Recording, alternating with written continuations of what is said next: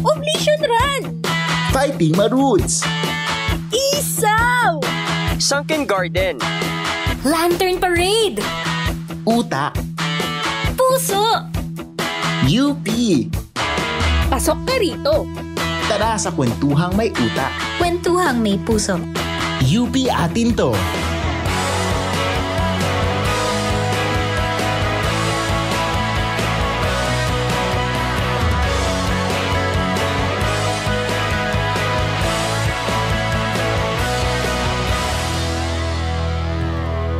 Hi mga kasali! Hey mga ka-food trip! Hi mga ka-locals! Nandito na tayo sa pinaka-pinupuntahan at pinaka-pinipina. Hoy! Naku, timbog na naman ang mga tambay sa TikTok ha? Ay, truly. May kumakalat nga na sound sa TikTok ngayon, di ba? Alam mo ba yun? Yung parang gumagawa sila ng kalokohan, based dun sa how much they like the Filipino street food, no? Alam mo ba yun? Nakita mo na ba yun sa TikTok? Hello, wait. It's getting there, no? Pero di syempre, di ba, nakakatakam talaga siya, no? Wait, ito ba yun, di ba? Ito yun, oh. Ay, parinig nga. Sige nga. Turon. Ay, oo. Isaw. Adidas. Kwek-kwek. Betamax. Balot. Hindi talaga eh. Pero, sige, hindi na sila nag-host ng episode.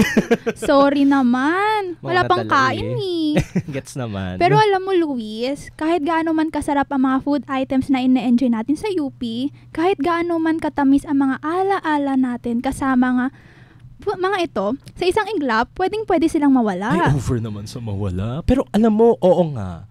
Naalala ko lang wala na nga rin yung pinupuntahan ko dating Crazy Chicken. Naalala mo pa ba yun doon sa Area 2? Nawala ata sila noong nagkaroon ng clearing, no, doon sa Area 2. At pati na nga rin yung ilang mga kiosk, no, na pinupuntahan ko dati, parang nawawala na rin isa-isa.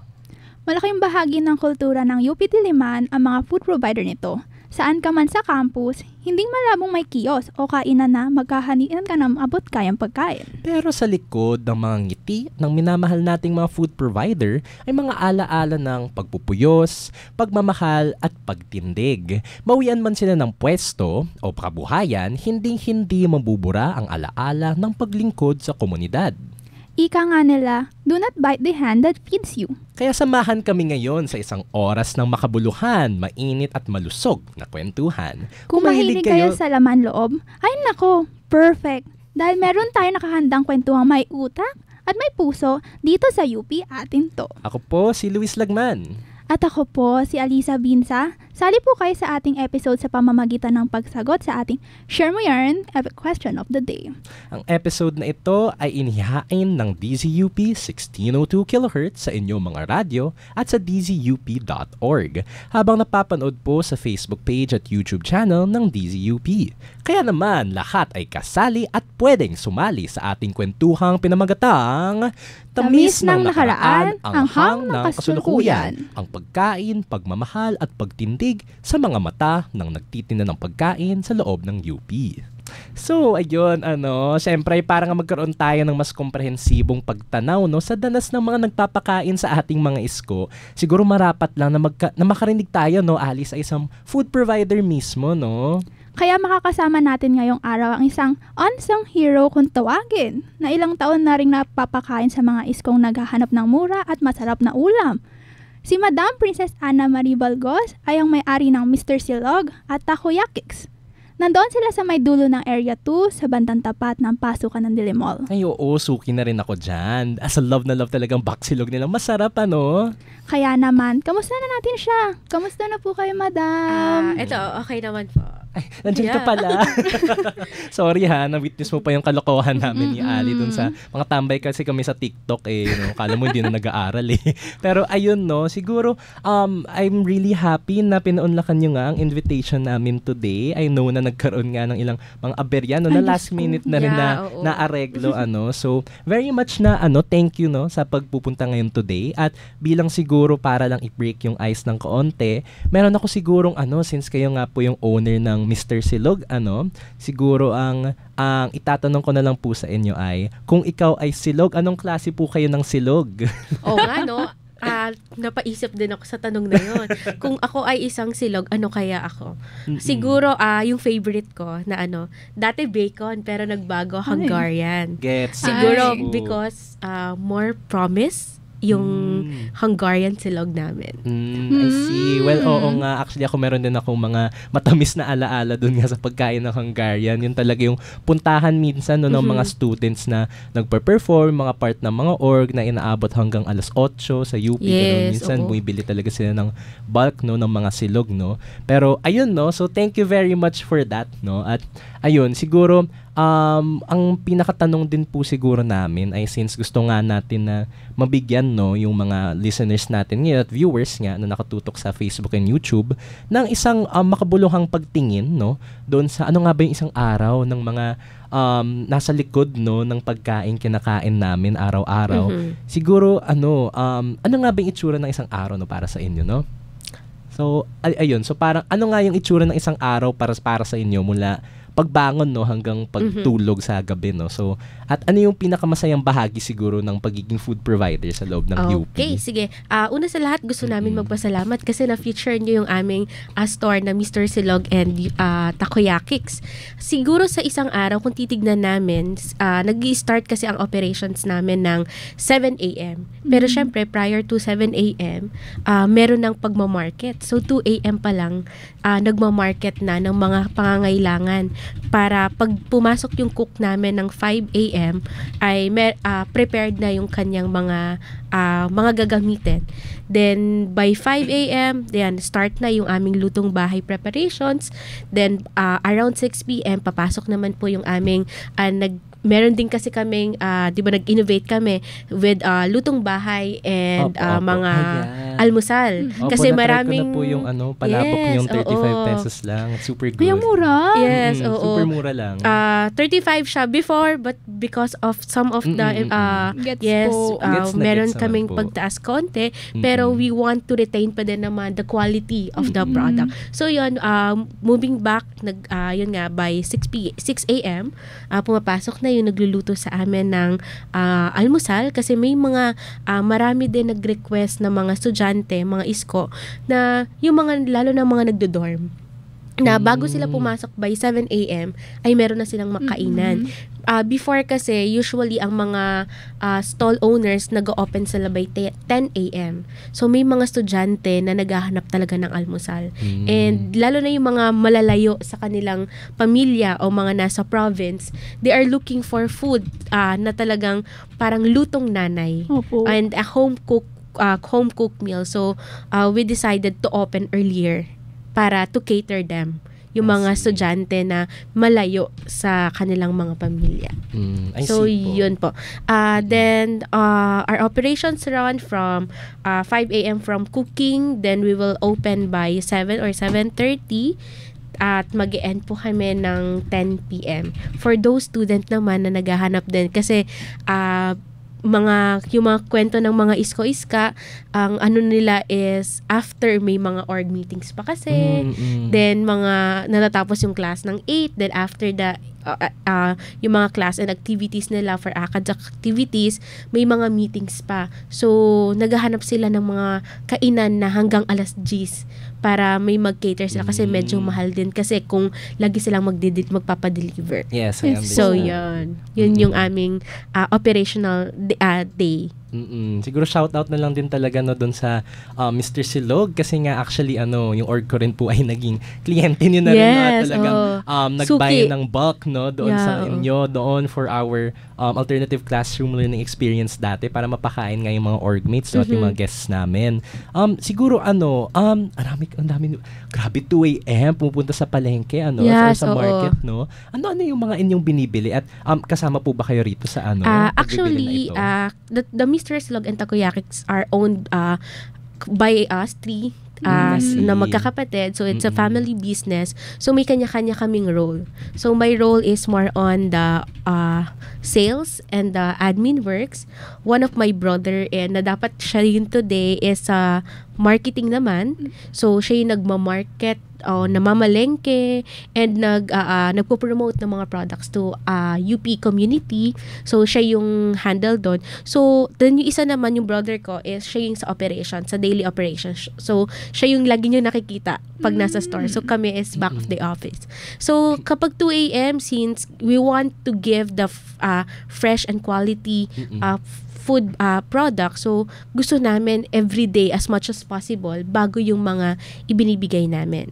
So, by 2 a.m. kasi, dun kasi nagsa-start yung sa palengke kasi, parang doon yung mga fresh, mga bagong mga bagong deliver, mga fresh produce food. So, we want to give the best in the community.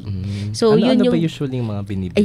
yung mga binibili namin, syempre yan mga gulay kasi gusto namin everyday bago. Tapos yung mga fresh products natin like the fish, pork, chicken for our lutong bahay. Then yun yung mga technically yan yung mga everyday na talagang pinapamalengke namin na at 2 a.m. pa lang. Umulan, umaraw, ayan, talagang kailangan bago. So may ka-help naman po kayo here doon sa hindi po kayo kasama roon sa mismong pamamalengke? Minsan I do the pamamalengke kapag naka-day off yung brother ko. Kasi we value din the time of rest. Kaya medyo nagte-take turns kami. So kapag wala siya, ako yung pupunta. Yun, accompanied by my mother. So, yun. I see po. Yeah. Itong setup nyo nga po na actually, ang ganda niyang story, no? Parang pang MMK na parang tatlo kayong magkakapatid no, na nag-own dito. Parang you mentioned na talagang merong mga delegations kayo na yung brother niyo po yung sa marketing, ganoon. Yung ganoong setup po, paano po yan nabagsak? Paano yung napagpasyahan na, okay, dito ka sa marketing, ganoon. Parang based ba yan sa skill sets nyo or sa programs nyo, ganoon, na graduatean, ganoon? Actually, siguro one part is program. And because I am, by profession, I'm a nutritionist dietitian. So, we handled food service practices. So, talagang may team for the dining, may team for the back office, and may team for marketing kasi hindi mo kakayanin ang isang negosyo na stand alone or ikaw lang. So, it very big help yung brother ko. Even I, kasi like for example, I cannot be on the store full-time because I have a full-time work. So, very, siya yung operation. So, napaka-importante ng role niya. And at the same time, very important din yung pagmamarket. Kasi wala kaming matitinda kung walang magmamarket. So, that delegation and tasking is inalign namin together. Kasi hindi pwedeng chop suey or parang, sige, ikaw na dyan, ikaw na. We need to delegate tasks to align. Ano yung role mo para mabigay namin din na ang hirap kasi kung ikaw lang mag-isa. So, we do tasking, we meet that kasi parang we had a meeting, we have a regular meeting na ito yung mga gagawin mo and this is your role. Yun yung mga namin. So, lagi talaga mas masarap pag magkasama. Yes. No? Paano yun? Like, kunwari po, meron kayong emergency na isa po absent sa inyo, nagkasakit. Paano po yung gagawin nyo doon? Sino po yung papalit sa ganito? Actually, may ganyan kaming scenario and hindi nawawala talaga yon sa mga food preparations. And thankfully, I have supportive naman na business partners who are my brothers po na pag ako ay halimbawa, meron kaming mga activity sa work and nagkasakit ako, yun, kami.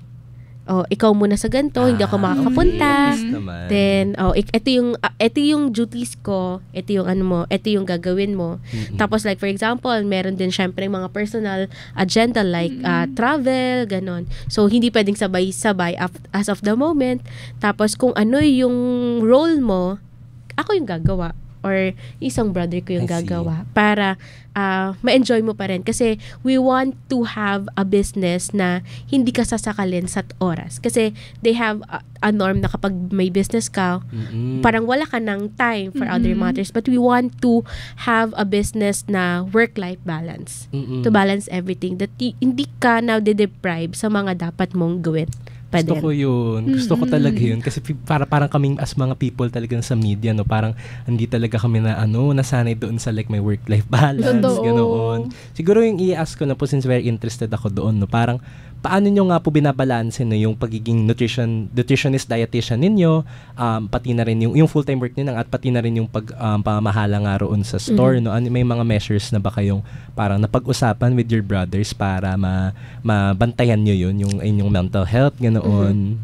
Actually, since napakaaga ng operations namin, so it starts at 2 a.m., what we do is, yung brother ko muna, may younger sibling, siya yung sa 2 a.m. to 8 a.m. operations.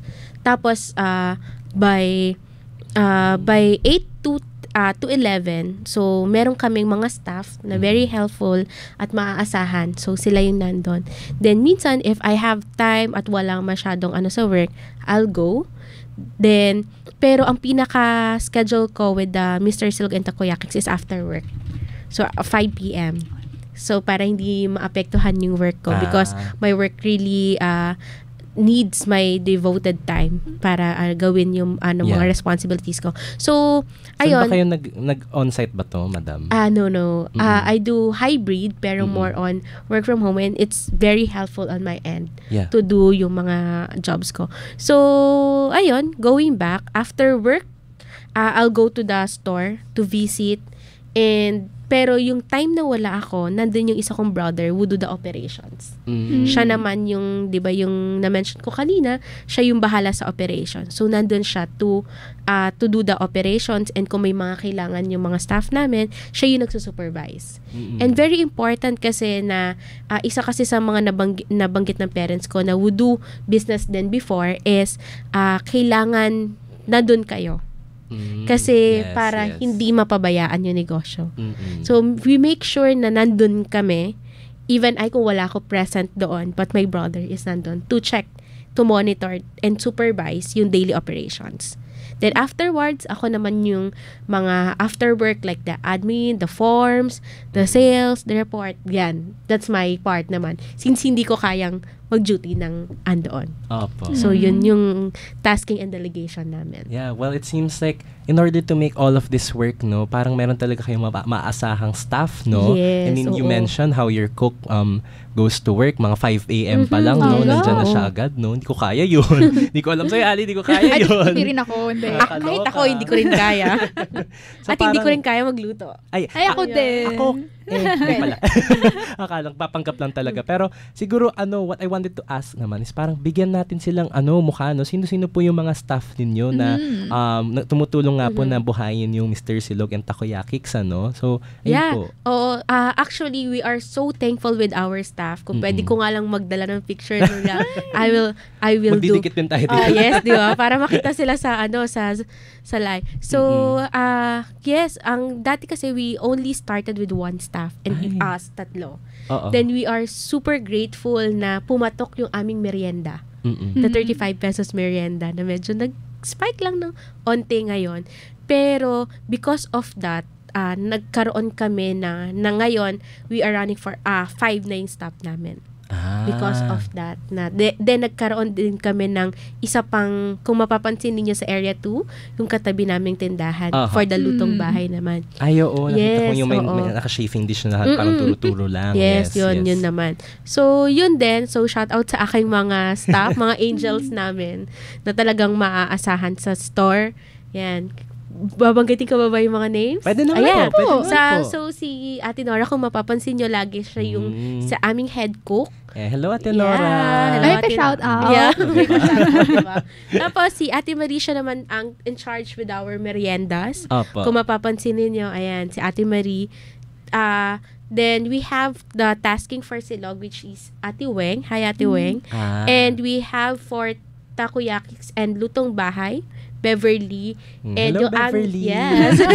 And ang aming all-around na, lahat naman sila all-around, pero ang aming runner na si Ate Girly. Hello, Ate Girly. And soon we will add up pa kapag pasukan. I see. Yeah, okay.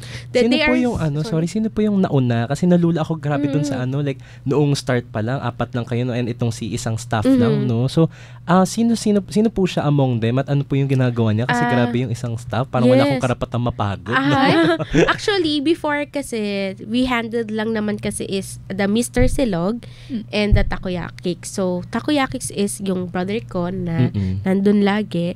Then, yung isa namin na staff who handles Mr. Silog and us ng brother ko, nagpapalitan kami. Umaga siya, gabi ako. So, ganun lang yung ano.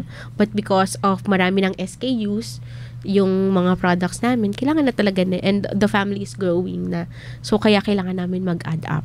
Pero grabe din. Isa din yung natutunan namin sa negosyo na kailangan alam mo din. So, minsan, ako yung naghuhugas, ako nagpupunas ng lamesa, Opo. ako yung nagwawalis, and even my brothers do the same.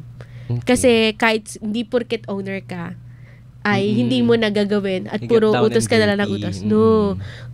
Kami pa rin yung naghuhugas minsan kasi syempre pag maraming tao, hindi naman pwede tatawag pa kami, no? And syempre concern ka din talaga. So kami Yes. nagwawalis, nagtatapon ng basura. Yeah, we do the work din.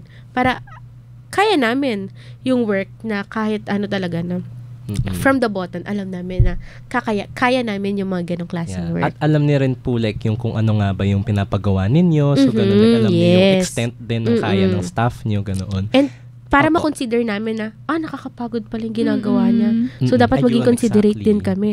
Kasi, kung ikaw mismo, hindi mo alam yung paano mapagod na gano'n. Like, for example, maghuhugas ka magdamag. So, diba, at least alam mo na nakakapagod din pala. So, you will be considerate din sa mga staff mo. Mm-mm. Yun Very po. considerate nga naman ng isang ma'am princess, no? Pwede tong tumakbong presidente ng Pilipinas. Hindi naman. May gusto po akong itanong sa inyo, like, ano po yung hinahanap yung attitude o personality para sa mga staff or sa mga helpers nyo po sa... Yes, okay. That's a very good question. Kasi, minsan akala nila is more on, dapat magaling ka lang. We, in our store, we value yung trust and honesty.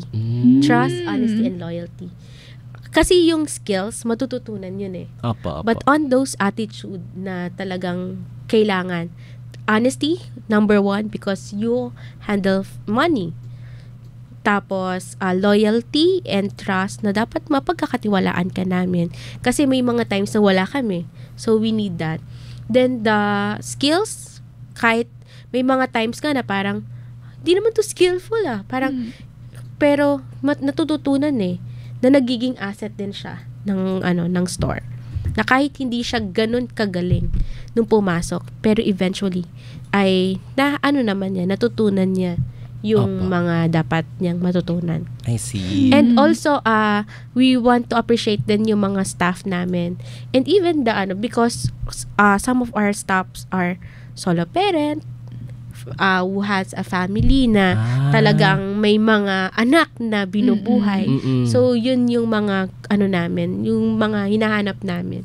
So, mga staff namin, sila yung mga talaga may pinag-aaral na anak and mga kailangan talaga na So, yun po. Okay, sige. At maraming salamat nga po, no? At medyo nadala nga tayo sa chikahan, Pero I can see na it's really a very love-filled crew din, no? So, nandun din talaga kayo hindi lang kayo naglilingkod doon sa UP community, naglilingkod din kayo doon para sa inyong sarili, mga staff, no? At para sa isa't isa. And I think that's something we can learn from din, no?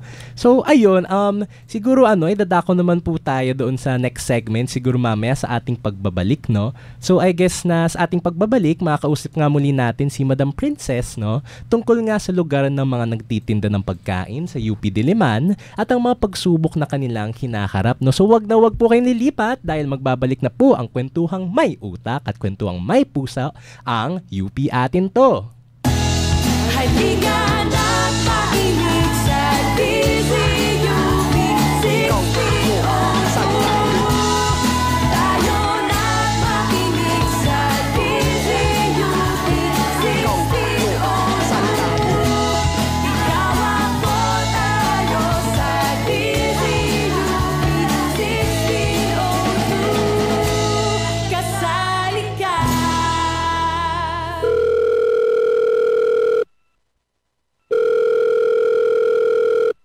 Girl, nasan ka na? Kompleto na kami dito. Ano? Hindihan ka ba namin? Sabi mo sasama ka. Hello? Hello? Kapag ang tulog ay kulang-kulang, ikaw ang mawawalan. Ugaliing matulog ng sapat upang magising sa tamang oras. Isang paalala mula sa DZUP 1602, kasali ka. Pasok ka rito! Tara sa kwentuhang may utak. Kwentuhang may puso. UP atin to.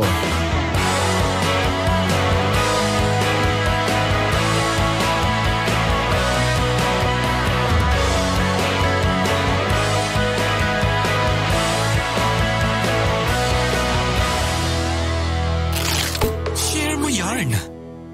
Number 1 ay yung fishball ni nanay dito sa may kiosk, sa may bandang kaliwa. Dito kami nakilala ko ang aking asawa. Tapos dito na rin kami nagdi-date sa may taas ng tambayan. I would say Bulalo, dun sa my old tennis court. Kasi wala lang, honestly hindi naman siya special. Parang yun lang talaga yung go-to food ko. Doon kami kumakain ng jowa ko, doon kami kumakain ng roommate ko. So like, ayun yung happy memory to attach to it. A lot of things. Yung canteen doon, siguro doon ko na-meet yung aking napangasawa ngayon kasi magkasama kami sa trabaho. Tapos ako yung na-assign sa pagluluto ng merienda at yung merienda na yun ay yung burger. Share mo yarn.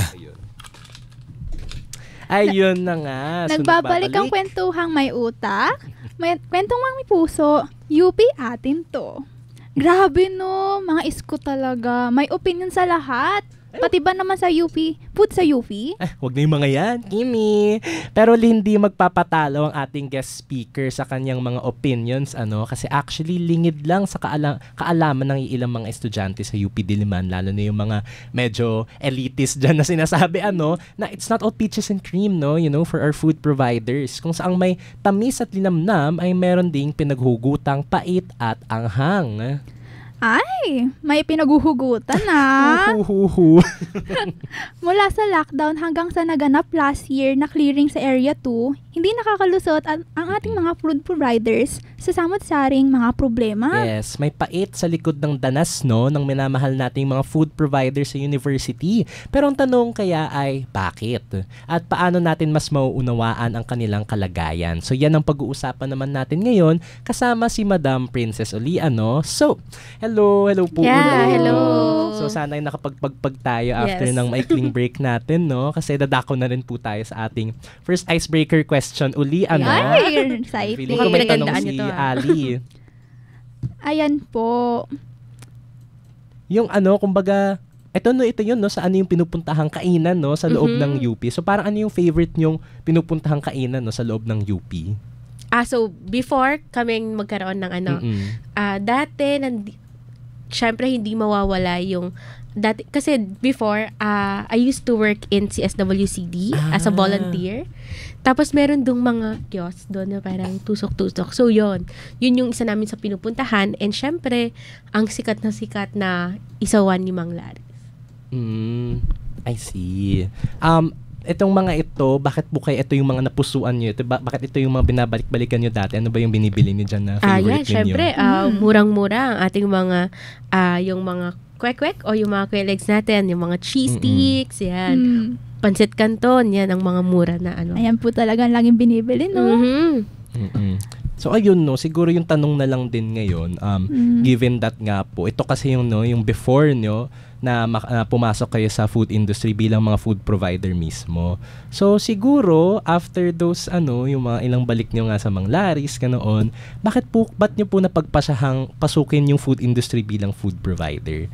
At bakit piniling paglingkuran ang mga scholar sa halip na iba pang mga pwedeng market ganoon? So what's your story po, kumbaga?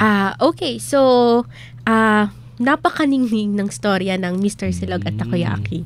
Kasi it's an unexpected business actually. We only have the takoyakis given by my brother, yung nag-handle ng operations. So, siya po ay worker before sa takoyakis here somewhere in Maginhawa. Then, sa super bait ng boss niya, which is a very close friend ng isa kong brother, ibinigay sa kanya yung franchise ng Takoyakis. I see. So, we are very eager to look for a place. Pero una, ang pa naman doon is, nung binigay sa kanila yung franchise, what he is thinking is to sell lang yung mga products, ay yung mga items ng Takoyakix. Pero habang nasa kotse kami ng brothers ko, yung mga business partners ko ngayon, sabi namin, wag ibenta kasi sayang naman. Anong gagawin mo kapag nakuha mo yung pera afterwards? Wala na. So, forward thinking siya. Yes, kasi wala na eh. O pag nabenta mo yung mga items or mga wala ka nang gagawin. Maghanap ka ng trabaho, parang ang hirap. So, what we did is sabi namin, sige, gawin naming business. Pupuhunan na namin. So, yun. So, hindi siya ganun kadali na pag sinabi yung pupuhunanan, ganun lang. So, we look for a place na kung saan namin pwede ilagay yung Takoyakix. So, medyo mahirap maghanap ng lugar kung saan yung best locations na But siguro may way talaga sa Lord kung saan kami dadalhin. We go to several places na pwede namin pagpuntahan ng Takoyakix. However, we are rejected. I see. Yun, mga siguro 3 beses kaming na-reject. Within UP na po ito?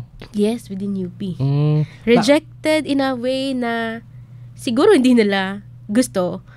Kasi parang may mga times na nag-food tasting na, I see. na magde-deposit na kami, pero we are rejected. Hello. Siguro that rejection lead us to where we are now. Sige. Yeah, over naman sa rejection yan. As in talagang, kasi we are frequently asking, approve po ba kami? Makakakuha po ba kami ng stall? Then, they keep on delaying. Hindi. Parang wala pa, hindi pa naano ng admin, ganyan.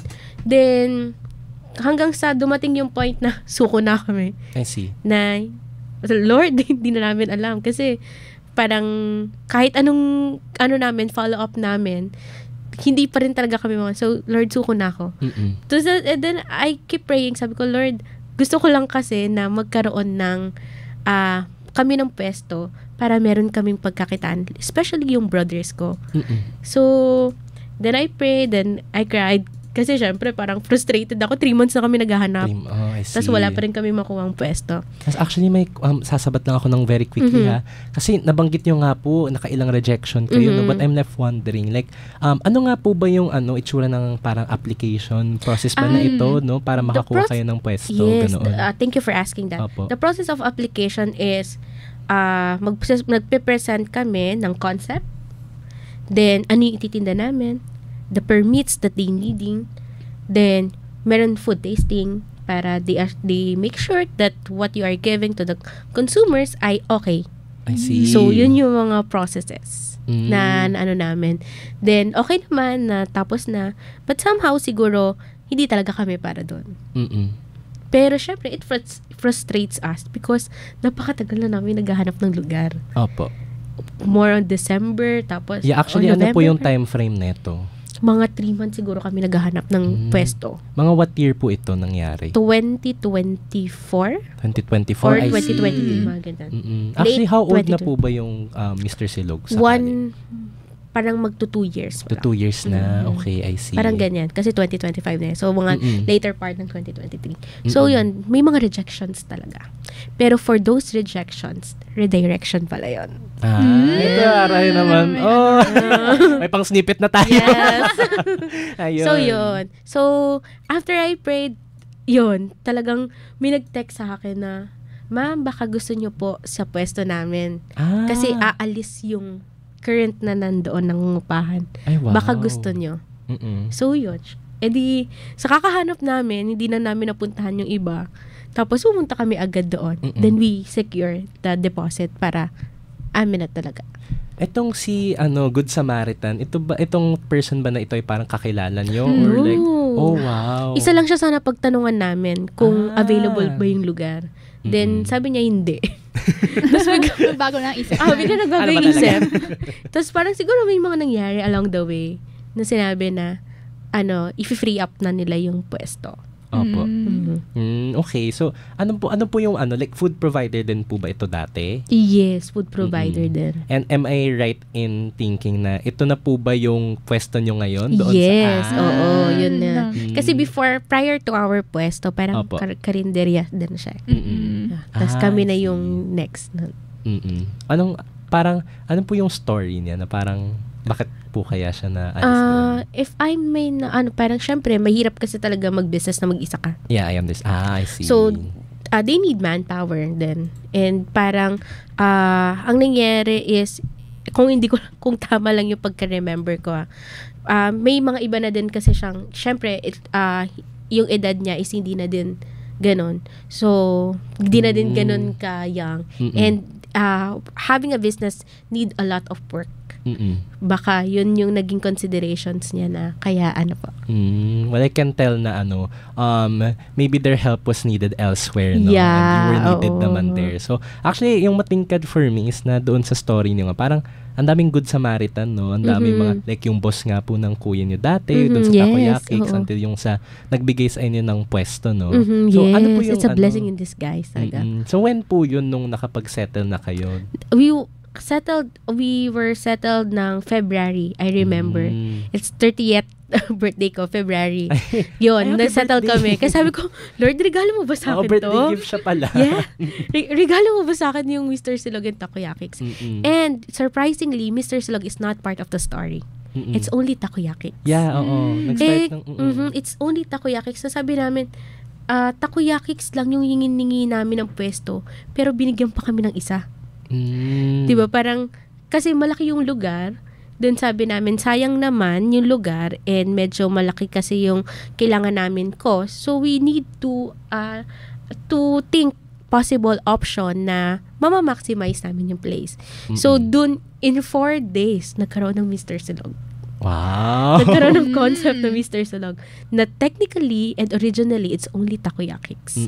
Kayo pong tatlong magkakapatid yung nakaisip niya. Yeah, Mr. Silog is, kung mapapansin nyo, MR, Mr. is named after my brother's son, which is Smart Raven, kaya MR. Hello, then, cute. the concept is, kung mapapansin nyo, yung tagline namin, the Hooper's Meal, because it's a basketball concept. Mahilig kung makikita nyo si, yung aming logo, it's a egg with a basketball. Yeah. Kasi yung brothers ko, mahilig lahat sa basketball. So, yun. So, it's a Hooper's Meal. Mr. Silog, then Hooper's Meal. Baka gusto niyo po mag-hi kay Mark Raven, no? Hello, Mark Raven. Ilang taon na po si Mark Raven? 15 years old.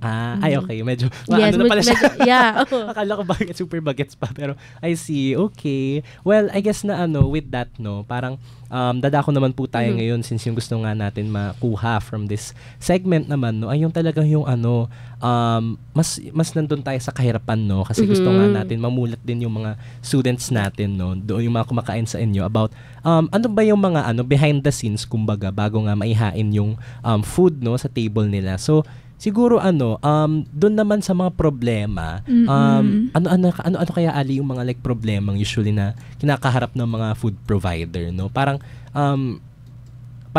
siguro yung una dyan, no, is yung parang may nabanggit ka kanina about sa food, mga competition ba yan? Po, sobrang curious ko dito kasi napapansin ko sa area 2, marami po kayong pare-parehas na pagkain. Kunyari po yung sa Takoyakix. May Takoyaki rin po sa kabilang side na nagtitinda. So, paano nyo po kaya mapapatingkad yung food nyo? Kasi po may mga kalaban po kayong same din ng product na binibenta. Yes, ayan. Thank you, Jan. Kasi yan din yung mga tanong ng karamihan. Ang ano ko lang dito is, we are not after the competition. But we are after serving the community with good quality of food. So, yun yung namin. Kasi minsan sa business, yes, competition is a part and one thing.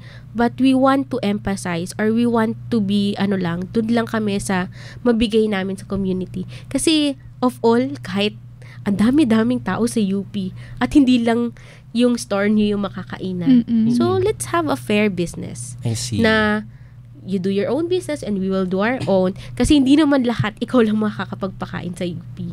So, fair share tayo. Maraming tao na pwedeng kumain sa kung ano yung meron sa inyo. Actually, I am curious. Yung mga itong mga kahanay yung or kahilera doon sa area 2, nakaka-chikahan mo ba yung mga ito? Ganoon. Tight unit din ba kayo like your crew? Sila yung mga, there are friends as well. Kasi syempre we have the same sentiments, we have the same problems and and we want to have a good parang maayos na pakikitungo sa kanila. Kasi kami lang naman din yung magkakapit-bahay Ayaw din naman namin pumasok everyday na may sama ng loob. Parang, di ba? Para kaya dapat fair lang sa business, do your own business and we will do ours. Yes. Tapos, fair lang kasi like what I said kanina, hindi naman namin lahat mapapakain sa UP So, lahat, may kanya-kanya tayong So, yun. I see. Actually, ako, minsan, bumibili ako sa kanila. Ayun. Then sila din bumibili din sa amin. Mm. Yes, it's a community who supports each other. Nag-ex-deal sila. Yes. Some of our, because we have a business din na bigasan. Some of them, sa amin kumukuha. Doon kumukuha. Ganun din. So, kumbaga kung ano man yung pagka-love-filled or tightly knit yung crew nyo, no? Parang yun din yung nagiging mode, no? Sa inyong mga nagtitinda sa area 2, no? Yes. That's nice naman din. So, siguro, itong band nyo, siguro, nasusubok din siya no ng mga nabanggit nyo nga kanina about sa gastos, no, dun sa kahit sa kuryente, sa tubig, sa renta, ganoon. So, ano-ano nga ba yung mga usual na nagiging gastusin, no, kapag ikaw nagtatangka kang maging food provider in UP? Actually, gastos is a main part. Akala nila kapag ikaw ay negosyante, mayaman ka na. But with a food provider, usually ang kikitain mo lang is 30% markup, yun na yun. Less na lahat ng mga expenses mo. So, onting-onti na lang talaga. Like for us, hindi naman ganun kalakihan yung bigay namin ng presyo. At, syempre, ang dyan is the rental cost, yung mga utilities mo, like yung kuryente, yung tubig, even yung manpower. Pero it's part of the business. And it's how you will handle it talaga. You need to budget, to save, and kapag halimbawa, alam mo malaki yung gastusin, nagsisinop na paunti-unti. Hindi yung parang biglaan kang kasi mas nakakalula yung gastos pag biglaan So, we need, what we had and what we learned is, talagang nag-unti-unti na kami. Para nag-envelope savings na kami na this is for the rent, this is for the utilities, para pag dumating na yung bayarin, medyo magaan na siya. Pero hindi talaga nawawalan ng problema. And even before, may mga times na we want to give up na. Kasi parang hindi naman nako-compensate ng sales, yung aming expenses. I see. But thankfully, may kailangan lang pala din kaming mga tweak and pandagdag para mas tumaas yung sales namin. Would you say it was a rocky start noong February? Yeah. Oo, kasi dati nga masaya na kami na may bumibiling 5, 10. And we are so thankful ngayon na talagang pinipilahan na siya. I see. Okay. Well, ayun, no. I think na something din na gusto rin namin makuha sana is na palagi natin nakikita na sa mga movie na may parang restaurant, ganun. Yung mga walang kamatay inspection din. Yes, oo. Actually, ganyan din. Mahigpit si QC, Health Department, in terms of that. And even the UP community. May times na ni-required ang mga staff to have a health card. So, nag-provide kami. Kasi it's a requirement. Business clearance, yung mga permits, kailangan din. And sa UP Health, they are requiring us to have the certification or the ID na nag-undergo sa ganon. Tapos may mga surprise inspection din ng lugar. So yun yung mga times talaga na kaya ang lagi naming since we are food handlers, kailangan siguraduhin natin kasi na malinis lagi yung ating lugar at yung mga kinakainan kasi bigla-biglang may nag-i-inspect din po. I see. Okay. So, itong mga bigla-bigla na to, kailangan bang nandyan kayo mismo? No. Actually, may mga lang times talaga na sila lang. Tapos bigla magre-report na lang na may pumunta, na nag-check, ganyan. Ano yung nararamdaman tuwing nagkaganyan? Pag may mga ganyan, basta sabi ko lang, always be prepared kasi hindi naman natin alam kung kailan darating. So, kailangan i-maintain lang natin and be a habit na or practice na kailangan talaga malinis lagi. I see, okay. Hindi naman ako gusto ko lang nakikichika Parang paano po yung kunwari merong conflict sa mga staff nyo? Parang may away po. Paano nyo inaayos yun? Pwede ko din ichika. Hoy! Yeah. Manikas talaga. Tatagal yung segment. Pero, yes, may mga, syempre hindi naman perfect. May mga ganong execution. May mga ganong mga times na nagkakainisan, ganun. So, what we did is, sige, mag-meeting tayo, pero one-on-one. Ikaw muna, then siya muna, para both sides ay marinig. Tapos, minsan ginagawa na namin biro. Kunyari, nakapag-align na kami nito, nakapag-align na kami ng isa. Tapos, biglang di na sila nagkapansinan, ganyan. Hala. Pero, ano na namin, ginagawa na, magpansin kayo lang naman nandito lagi. So, may mga ganong times. Na-areglo naman siya. Yes, na-areglo naman. Kasi kami lang din magkikita doon So, we have to, talaga. Diba, di na para magbaliwan kayo. Yes, para mababaliw kayo kapag hindi siya na-address, no? Tapos may mapapagalitan. Hindi naman ako yung gumawa niyan eh. Hala! Siya kaya. Nakaka-high school. Yes. Tapos mag-FO na. Ayun ang ano. Ayun. Pero, naayos naman. Naayos. Mabuti naman po. Oo. Dumako naman po tayo dun sa how about naman po sa mga malalaking food provider like Good Food and Dilimol, kung pwede ko bang banggitin yun? Pwede naman, oo. Takot. Hindi naman siguro, medyo close eyes na tayo dun sa, usapin dun sa UP admin, no? Pero, at least, na babalita ko nga po na, ever since nga po na, especially halos katabi nila lang, no? Like, yung Dilimol, isang tumbling na lang. Oo, parang isang lundag lang yan, no? So, parang, nagkaroon ba ng instances na parang nabawasan yung customers nyo dahil dito or nagkaroon ng competition, ganun? Actually, naiisip namin what will be the possible outcome kapag may ganon. Parang ang inisip lang namin sana is mind your own business. I see. Do your thing, we will do our thing. Parang bibigay namin sa UP community yung pagkain na gusto naming ibigay in a value na kaya ng mga estudyante and have your own thing. Like for example, you have your own market, we have our own market. Sana ganun yung maging laban na Kasi syempre, meron din part na hindi na wawala sa isip namin bilang business owner. Yeah. Pero parang sana kahit papano, retain. Do your own thing, we will do our own thing. Okay. So, Area 2, and yung po. And has it been like that naman na parang walang pakialaman? Do you guys sana. are just, Kasi ngayon, sana ganon mangyari. Kasi Area 2 is a history and a mark in UP. Parang, UP, pag sinabi mong UP at Area 2, para silang magkasama. Yes, definitely. Hindi mo siya pwedeng paghiwalayan. When you say UP, saan kayo kumakain sa Area 2? And ayaw din naman natin mawala yung history na yon. And we want na ibigay pa rin yon sa mga upcoming UP ISCO and ISCA. Yes. Na merong Area 2 na ito po yung mga dati na na parang institusyon na sa UP. Ganun po. Kahit naman yung mga future ISCO pa lang, no, yung mga malilit na bata na nagbabalak na mag-UP, pati yung mga alumnus, no, pumupunta rin sa Area 2. Kaya it really is a very big part of the history, the community. No, of the community kapag as a whole. Kapag tinanong mo, saan kakakain sa UP? Area 2. Area 2 talaga siya, no? Diba? Parang, parang, diba, malaki ang community ng UP. So, hayaan yung istorya ng UP na nandyan na lang. Na wag na nating pakialaman. Yes, and kung meron man kayong innovation, do it. Walang problema. But, natin, yung part na yon na this is UP.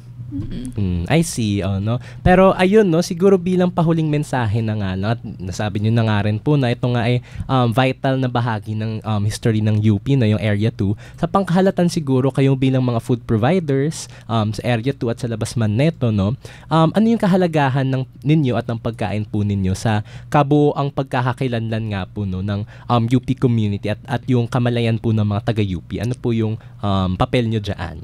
Okay. So, isa sa mga papel namin is, una, is to give a food. Una kasi, di ba, parang inaano namin is, malapit kami sa mga dorms. And those dorms catering students who are away from home. So, we want to give a food na magpapalapit sa kanila. I see. Or to have a comfort food na kahit wala sila sa bahay nila. Kasi 'di ba parang yung mga nandiyan, mga taga Visayas, Mindanao, then we want to give na pag pumupunta sila sa amin, parang luto to ni mama, parang luto to ni papa. O kaya pagkagising nila, kasi that's the comfort sa bahay nila. And we want to give that. But on a price na kayang-kaya, because not alam naman natin na hindi lahat ng mga estudyante dito ay may kakayahan bumili ng mga pagkain na talagang sobrang mahal. And minsan yung iba, tinatawid na lang ang isang araw. Yes. Para maano. I can confidently say din naman as a struggling student din noon na talagang minsan na yung dala lang sa kanyang pitaka ay 150, no? Talagang it has helped me din, no, a lot, no. Yes. So I think that I would love to ask more questions, no, which we will after the break, Ali. So, kaya ipagpapatuloy natin ang kwentuhan sa pagbabalik ng programa, Kwentuhang May Utak, Kwentuhang May Puso, UP atin to. Halika na't makinig sa DZUP 1602. Tayo na't makinig sa DZUP 1602. Ikaw ako, tayo sa DZUP 1602. Kasali ka. Abay, Juan, itigil mo na nga yung paninigarilyo mo. Minsan-minsan lang naman to. Isipin mo naman kami ng anak mo. Papa, game ko na sa Sabado. Makapunta ka naman, di ba? Oo naman, anak. Ayon sa Civil Service Commission, 240 Pilipino ang namamatay araw-araw dulot ng paninigarilyo. Walang kasiguraduhan kung kailan kanito maapektuhan. Isang paalala mula sa DZUP 1602. Kasali ka. Pasok ka rito. Tara sa Kwentuhang May Utak. Kwentuhang May Puso. UP atin to.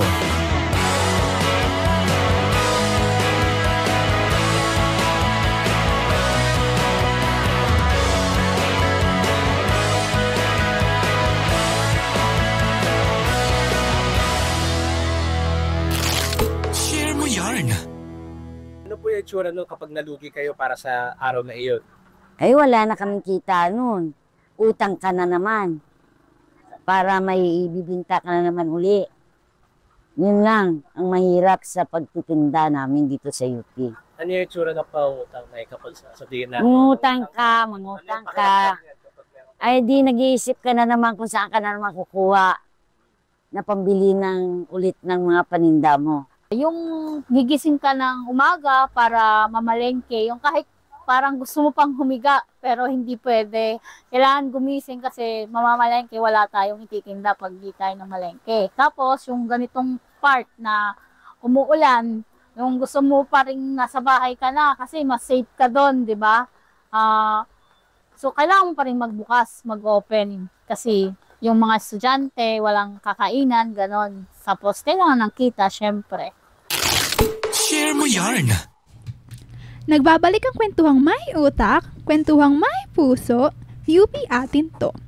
So sa naging tsikahan today, nagkaroon nga tayo ng mas masustansyang pagkakaintindi sa nangyayari behind the scenes bago maihain ang food dumps sa ating mga hapag. Nakita rin natin ang natatanging gampanin ng mga food provider ng universidad sa pagbuo ng pagkakakilanlan nating mga isko.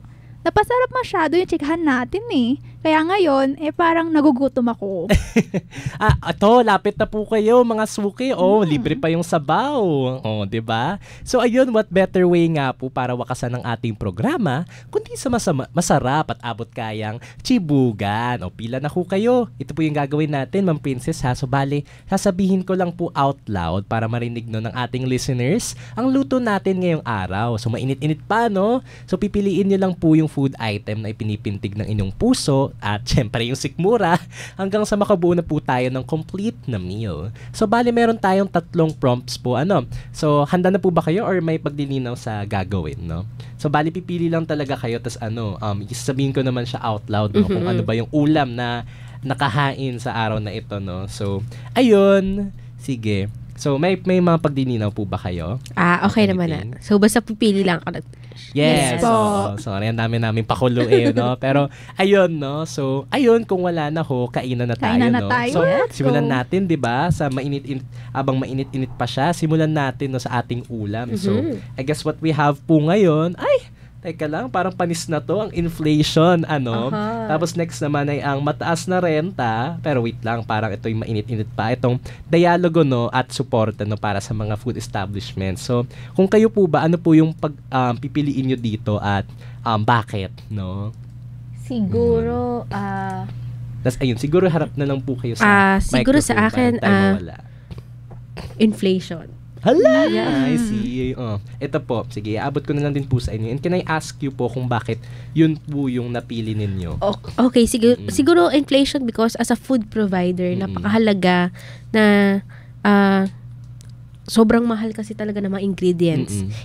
And yes, meron kang buffer sa mga food items, but very parang napakalaki ng parte ng inflation sa mga ingredients na binibili namin na araw-araw. And because yung ingredients kasi ay sumasakop siya na halos 60 to 70% ng aming daily operations. So yun po.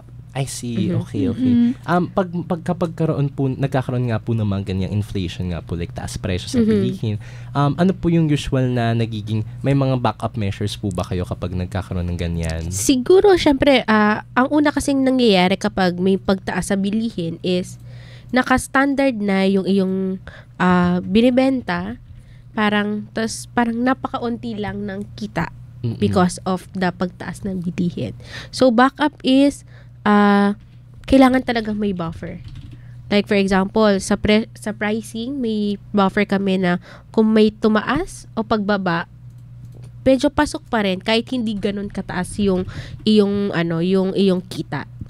At least meron pa rin, hindi pa rin zero. I see. Okay, sige. So, maliban po dun sa meron pa raw ho silang espasyo para sa malalaking korporasyon. Ito po yan. Espasyo para sa park at pasyalan. Ito po yan. At espasyo para sa maliliit na manininda at business owner. Ayan. So, if kung kayo po yung pagpipilian, ano po dyan siguro yung parang nakakatakam, gusto ko to, ganoon? Siguro maliliit na food provider. Siguro, iniisip ko, para mas mabigyan kami ng parang benepisyo bilang isang maliliit na food provider, and mabigyan din kami na in a way na parang maliit na food provider kami at meron kaming part sa community na parang kasi syempre pag mga big business owners, wala ka naman na talaga doon na parang bigyan din kami ng importansya. I see. The term is bilang bigyan ng importansya din yung mga maliliit na business owners. So, ayun. Siguro ipakita ko na lang very quickly yung ulam na nabuo natin, yung meal na nabuo natin. So, gawin we have sa mga social media influencers. Yes. Ayun, diba? Yung kumari skincare, no? Ayun. So, meron nga tayong espasyo para sa maliliit na food provider at na-explain po yung sa inflation, no? Dahil ito nga po ay hindi mawawala dun sa danas nga ng ating mga food provider, no? So, I think na with that, parang pwede na tayong wrap up, no? So, ayun. So, nakita nga natin na meron na tayong malusog, masustansya at bukod sa lahat, na tanghalian ngayong araw. Pero baka gusto nyo, meron nang pa kayong any na mga mensahe na iiwan bago tayo mag-conclude po ng programa natin? Siguro, we want to say thank you na lang siguro with the UP community because talagang kung wala ang UP community and wala din syempre si Lord, wala yung Mr. Silog and Takoyakix. So, napakahalaga na nagkakaroon kami na hindi lang kami nagkakaroon ng mga customers, but nagkakaroon din kami ng family in the community at nagkakaroon din kami na mas napapalawak yung mga kilala namin at yung network namin sa community. Mas marami kami nakikilalang mga estudyante, mas marami kaming natututunang mga storya ng mga estudyanteng talagang nagsusumikap para makatapos. Hindi lang para sa sarili, kundi para din sa pamilya. So we want to take the opportunity din po na to say thank you. To say thank you sa mga talagang umu-order sa amin ng bulk. Ang Mascom, super suki namin sa lagi nag-order ng mga bulk orders and laging mga loyal customers because sobrang laking bagay na merong ganun sa part namin. Huwag po kayong magsasawa. And kayo din, huwag kayong sasawa sa amin. Definitely. Thank you so much. Na Ayun. and the referral, sobrang malaking bagay po sa part namin yan. Hindi mawawala yun, syempre, no? Ayun, maraming salamat po sa ating naging panauhin na si Madam Princess Balgos. Sadyang napakarami hong natutunan ng ating mga listeners tungkol sa food providers at ang mahaba na nilang kasaysayan ng pakikibaka sa loob ng UP. At hindi ko alam kung ako lang to, pero sadyang naging mas proud silang maging mga scholar ng bayan, no? So sumayin niyo po ang isang mainit, masarap at masustansyang edisyon ng kwentuhang may utak at kwentuhang may puso, ang UP Atin To. Sana'y nabusog po ninyo mga utak at puso ngayong tanghalian. Para sa iba pang mga makabuluhang diskusyon sa loob at labas ng campus, makinig sa DZUP 1602 kHz sa inyong mga radyo. Bisitahin ang aming website dzup.org, ilike ang DZUP Facebook page, at mag-subscribe sa DZUP YouTube channel. Huwag din pong magpahuli sa mga balita sa university at community. Follow us on facebook.com/dzupbalita at present din po kami sa X at sa Instagram. Ako po si Alisa Binsa at magandang araw po sa inyong lahat. Sa ngalan din ni Ron Caballero bilang streaming director at si Ziggy Gozo ang ating technical director, ako po ang inyong lingkod, si Luis Lagman. Sa DZUP 1602, kasali ka! Kwentuhang may utak. Kwentuhang may puso. UP Atin To. Lunes hanggang Biyernes sa DZUP 1602, kasali ka!